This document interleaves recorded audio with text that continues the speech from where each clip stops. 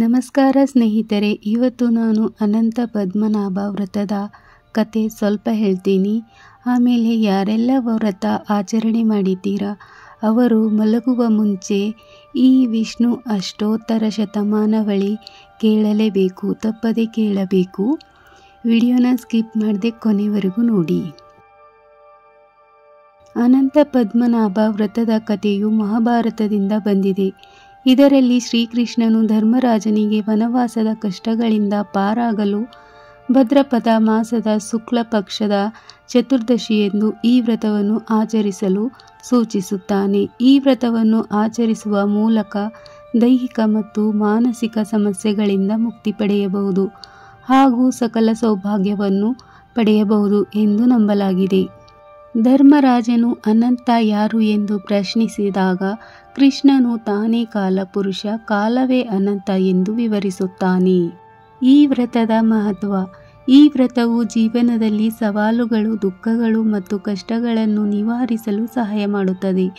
ಭಕ್ತಿಪೂರ್ವಕವಾಗಿ ಈ ವ್ರತವನ್ನು ಆಚರಿಸಿದರೆ ಸಕಲ ಐಶ್ವರ್ಯಗಳು ದೊರೆತು ಮೋಕ್ಷವನ್ನು ಪಡೆಯಬಹುದು.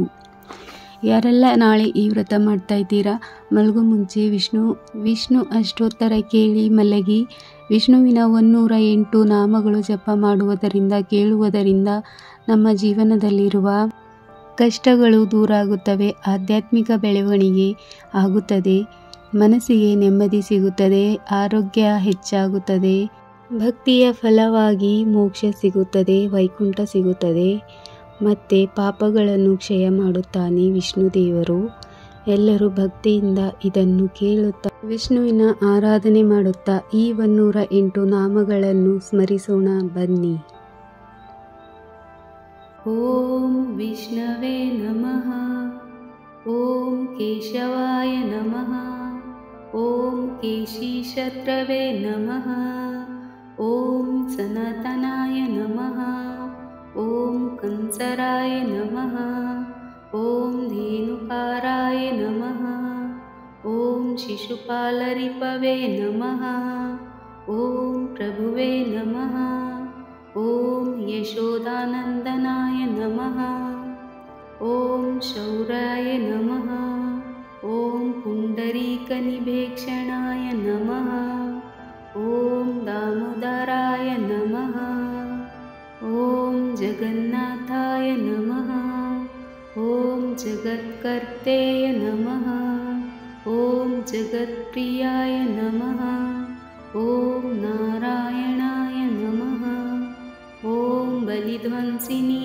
ನಮಃ, ಓಂ ವಾಮನಾಯ ನಮಃ, ಓಂ ಅದಿತಿನಂದನಾಯ ನಮಃ, ಓಂ ಕೃಷ್ಣಾಯ ನಮಃ, ಓಂ ಯದುಕುಲಶ್ರೇಷ್ಠಾಯ ನಮಃ, ಓಂ ವಾಸುದೇವಾಯ ನಮಃ, ಓಂ ವಸುಪ್ರದಾಯ ನಮಃ, ಓಂ ಅನಂತಾಯ ನಮಃ, ಓಂ ಕೈಟಭಾರಾಯ ನಮಃ, ಓಂ ಮಲ್ಲಜೀತೆ ನಮಃ, ಓಂ ನರಕಾತಕಾಯ ನಮಃ, ಓಂ ಅಚ್ಯುತಾಯ ನಮಃ, ಓಂ ಶ್ರೀಧರಾಯ ನಮಃ, ಓಂ ಶ್ರೀಮತೆ ನಮಃ, ಓಂ ಶ್ರೀಪತಯೇ ನಮಃ, ಓಂ ಪುರುಷೋತ್ತಮಾಯ ನಮಃ, ಓಂ ಗೋವಿಂದಾಯ ನಮಃ, ಓಂ ವನಮಾಲಿನೇ ನಮಃ,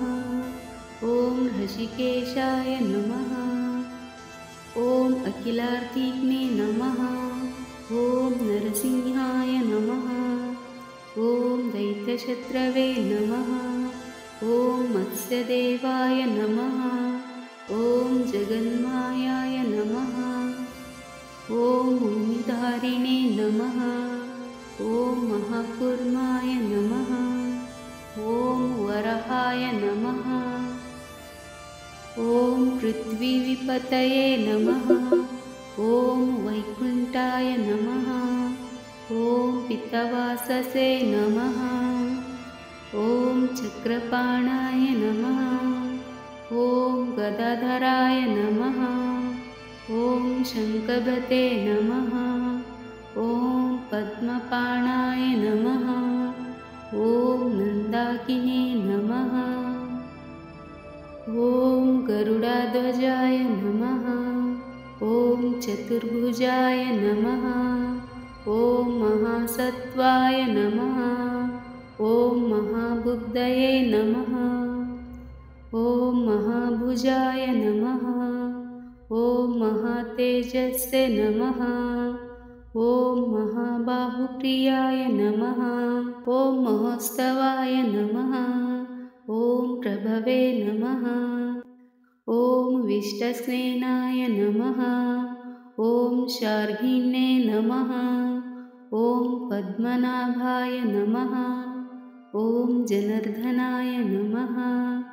ॐ तुलसीवल्लभाय नमः। ॐ अपाराय नमः। ॐ परेशाय नमः। ॐ परमेश्वराय नमः।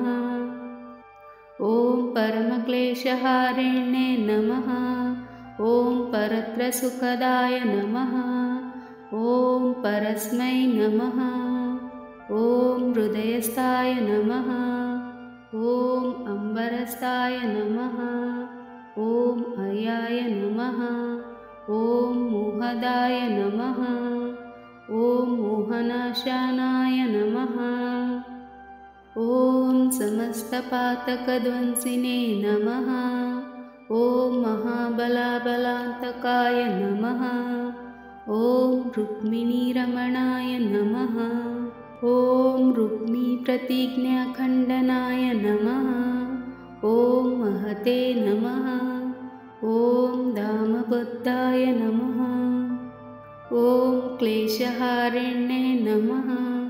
ॐ गोवर्धनाधाराय नमः। ॐ हरये नमः। ॐ पूतनराय नमः। ॐ मुष्टिकाराय नमः। ॐ यमलार्जुनाम्बजयनाय नमः। ॐ उपेन्द्राय नमः। ॐ विश्वमूर्ताय नमः। ॐ व्योमपादाय नमः। ॐ सनातनाय नमः। ॐ परमात्मने नमः। ॐ परब्रह्मणे नमः। ॐ प्रणातार्तिविनाशनाय नमः। ॐ त्रिविक्रमाय नमः। ॐ महामायाय नमः। ॐ योगविद्ये नमः। ॐ विष्टरष्टवेसे नमः। ॐ श्रीनिधिये नमः। ॐ श्रीनिवासाय नमः। ॐ यज्ञभोक्त्रे नमः।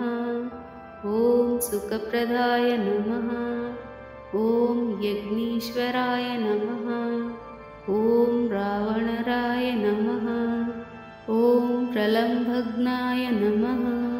ॐ अक्षयाय नमः। ॐ अवायाय नमः। इति श्रीविष्णु अष्टोत्तरशतमानवळि सम्पूर्णम्।